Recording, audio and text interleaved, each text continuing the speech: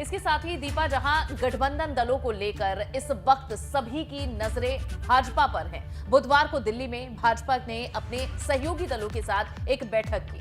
बिल्कुल, और बैठक में अनुप्रिया पटेल और संजय निषाद के साथ मंथन हुआ, लेकिन सीटों का ऐलान अभी बाकी है।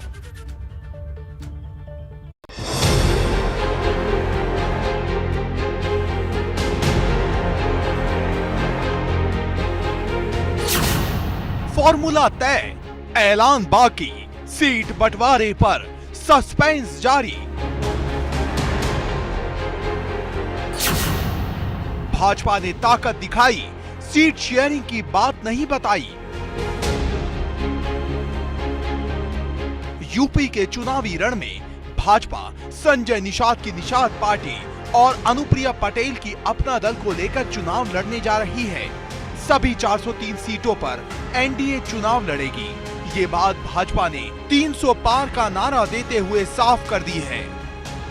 यह विधानसभा के 2022 के चुनाव 2022 में हम एक साथ उतर रहे हैं। अपना दल और निषाद पार्टी, इनके साथ हम इस चुनाव में एनडीए 403 सीटों पर गठबंधन जो हमारा है वो चुनाव लड़ेगा, ऐसा निर्णय हुआ है। लेकिन जिस बात का सबसे ज्यादा इंतजार था वो नहीं बताई। मतलब गठबंधन के साथियों की कितनी हिस्सेदारी होगी, कौन कितनी सीट पर चुनाव लड़ेगा, ये बात नहीं बताई। गठबंधन का फॉर्मूला तय है, इतना कहकर ही बात खत्म कर दी। जबकि प्रेस कॉन्फ्रेंस से पहले भाजपा की अपने गठबंधन के साथियों के साथ लंबी चौड़ी बैठक हुई थी, जिसमें केंद्रीय गृह मंत्री अमित शाह, भाजपा के राष्ट्रीय अध्यक्ष जेपी नड्डा, यूपी के सीएम योगी आदित्यनाथ, प्रदेश अध्यक्ष स्वतंत्र देव सिंह के साथ अपना दल की अनुप्रिया पटेल और संजय निषाद मौजूद थे। लेकिन इसके बाद भी सीट शेयरिंग को लेकर कोई ऐलान नहीं किया। हालांकि भाजपा के दोनों गठबंधन के साथी दलों ने अपनी अपनी बात रखी।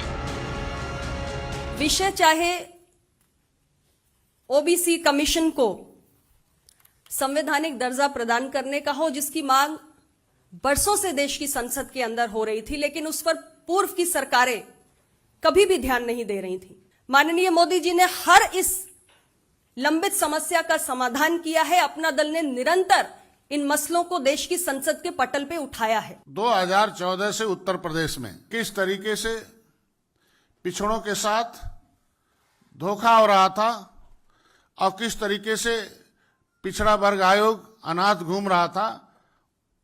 नौकरी में तो दे दिया था आरक्षण नाम का, लेकिन शिक्षा में कहीं आरक्षण नहीं था। लेकिन पिछड़ा वर्ग आयोग को संविधान में दर्जा देने के बाद सभी इंस्टीट्यूशन में, सभी क्षेत्रों के, सभी शिक्षा के क्षेत्रों में इन्हें आरक्षण का उसका देन था कि 2014 से लगातार उत्तर प्रदेश में एनडीए जो है वो लगातार बढ़ रहा है। 2014, 2017, 2019 और 2022 में भी एनडीए की सरकार बनेगी। जानकारों की माने तो सीट शेयरिंग को लेकर ऐलान न करने के पीछे वो 6 सीटें हैं जिनको लेकर पेच फंसा हुआ है, जिस पर भाजपा और उसके साथी दोनों अपनी दावेदारी कर रहे हैं। वैसे 15 सीटों पर चुनाव लड़ने की दावेदारी संजय निषाद लगातार कर रहे हैं। हमारे साथ बातचीत के लिए मौजूद हैं निषाद पार्टी के राष्ट्रीय अध्यक्ष डॉक्टर संजय निषाद। इन्होंने आज बीजेपी के आला कमान से मुलाकात करके सीटों को फाइनल किया है। सर, कितनी सीटें मिल रही? प्रेस कॉन्फ्रेंस तो कर दी गई, लेकिन सीट नहीं बताई गई। आपने 18 सीट का पहले दावा किया था। उन्होंने कहा कि सीटें लगभग तय हुई, समय समय पर सब पता चलेगा। आपने देखा, मैं आज ही बताता हूँ, जब भी भारतीय जनता पार्टी की लिस्ट निकलेगी उस समय गठबंधन दल निषाद पार्टी की भी लिस्ट निकलेगी। और जहाँ जहाँ मेरे कार्यकर्ता तैयारी कर रहे हैं, जीत सुनिश्चित किए हैं, वो सारी सीटें उन्हें मिल चुकी है। इसलिए ये अनौपचारिक घोषणा की गई। सीटें आप नहीं बता रहे हैं, ये बताइए पूर्वांचल में लड़ेंगे कि पूरे यूपी में लड़ेंगे, और कब तक आप अपनी लिस्ट जारी कर देंगे? नहीं, पश्चिमांचल जो पहले और सेकंड फेज में, उसमें हमारी पार्टी नहीं लड़ रही, सहयोग कर रही है।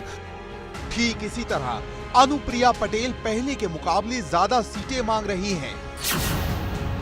2017 में 11 सीटों पर चुनाव लड़ा था, जिनमें से 9 सीटों पर जीत दर्ज की थी। अब अनुप्रिया पटेल अपने स्ट्राइक रेट का हवाला दे रही है। वैसे अब तक भाजपा 107 सीटों पर अपने उम्मीदवारों का ऐलान कर चुकी है। वहीं यूपी फतह करने के लिए भाजपा ने 30 स्टार प्रचारकों की लिस्ट जारी की है, जिसमें पहले नंबर पर प्रधानमंत्री नरेंद्र मोदी और 8वें नंबर पर सीएम योगी का नाम है और ब्राह्मण चेहरे के तौर पर सिर्फ दिनेश शर्मा का नाम है। लेकिन सवाल गठबंधन के बंटवारे का है, जो कब सुलझता है ये देखना होगा। लेकिन जब तक नहीं सुलझता है तब तक सूबे की राजनीति का पारा चढ़ा रहेगा। Bureau report, ABP Ganga.